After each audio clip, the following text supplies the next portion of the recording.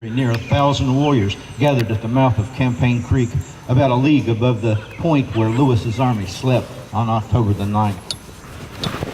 We made raft of the driftwood and took our guns and ammunition dryly across the water, putting in at the site of an old town.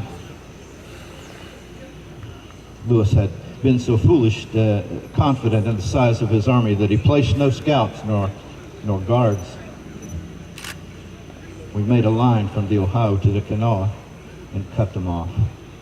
My sister, Non-Halema, volunteered to organize the men, the young boys, and the women to line the riverbanks on both sides with clubs. We were to drive the Virginians into the river and wipe them out. They would club them when they tried to swim out on the other side.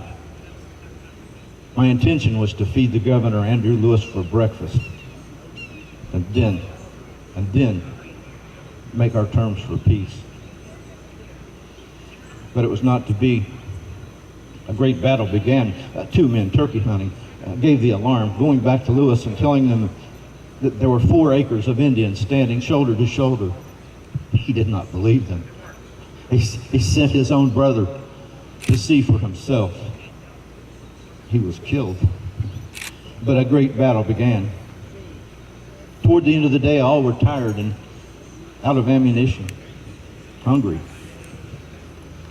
And then we got word of another army of Virginians that came down the Kanawha, a fresh army with fresh supplies. And I knew we had to leave the field. Under cover of darkness, we made our way back to Chillicothe. I called a hurried meeting of the elders. What shall we do now? But we cannot make peace now that we have no power. The elders looked at the ground and answered not. Then shall we kill our women and children and fight until we should be dead ourselves? The elders looked at the ground and answered not. So I struck the ground with my hatchet. I'll go and make peace. Stipulations of the Treaty of Camp Charlotte were that headmen of each nation be sent to act as hostage to the peace.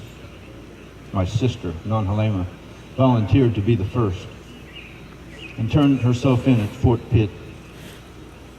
I suspect she fancies some of the young officers there. She returned a year later with a great herd of horses and cows. But my son, Elenipsico, took her place. I am here now to take his place. For the last 3 years, my brother Silverheels and myself have